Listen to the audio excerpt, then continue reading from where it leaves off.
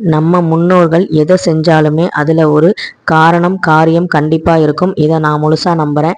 இது பார்த்திங்கன்னா சித்திரை 1 வருடப்பிறப்பு அன்னைக்கு பார்த்திங்கன்னா மாங்காய் பச்சடி அப்படிங்கிறது நம்ம எல்லா வீட்லேயுமே செய்வோம்.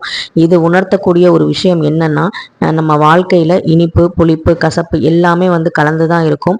இதில் பார்த்திங்கன்னா எதுவுமே நிரந்தரம் கிடையாது. எல்லாமே மாறி மாறி தான் வரும். இது அனைத்தையும் நம்ம ருசிச்சு தான் பார்த்திங்கன்னா வாழ்க்கையை ஓட்டணும் அப்படிங்கிறத ஒரு ஆத்மார்த்தமான தத்துவத்தை சொல்லி கொடுக்கக்கூடியதுதான் இந்த மாங்காய் பச்சடி.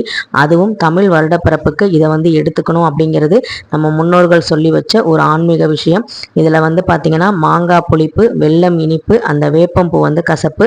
இது மட்டும் இல்லாமல் இன்னைக்கு உலக சித்தர்கள் தினம். அந்த சித்தர்கள் சொல்லி வச்ச வழிமுறைப்படி இந்த மாங்காய் பச்சடியில் வேப்பம்பூவும் சேர்க்கறதுனால நமக்கு பார்த்தீங்கன்னா நோய் நொடியிலிருந்து இந்த வெப்ப காலத்திலேருந்து நம்மளை காத்துக்கிறதுக்கு, நம்ம வெம்மை நோயிலிருந்து காத்துக்கிறதுக்கு ஒரு அற்புதமான மருந்தாக இருக்கும்.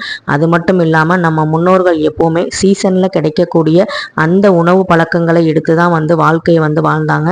ஆனால் இப்போ சீசனில் கிடைக்காத காய்கறி பழங்கள்லாம் கிடைக்கும் போதே நம்ம யோசிச்சிருக்கணும் அது எப்படி தயாரிக்கிறாங்க அப்படின்னு. ஆனால் பார்த்திங்கன்னா நம்ம முன்னோர்கள் ரொம்ப ரொம்ப புத்திசாலி.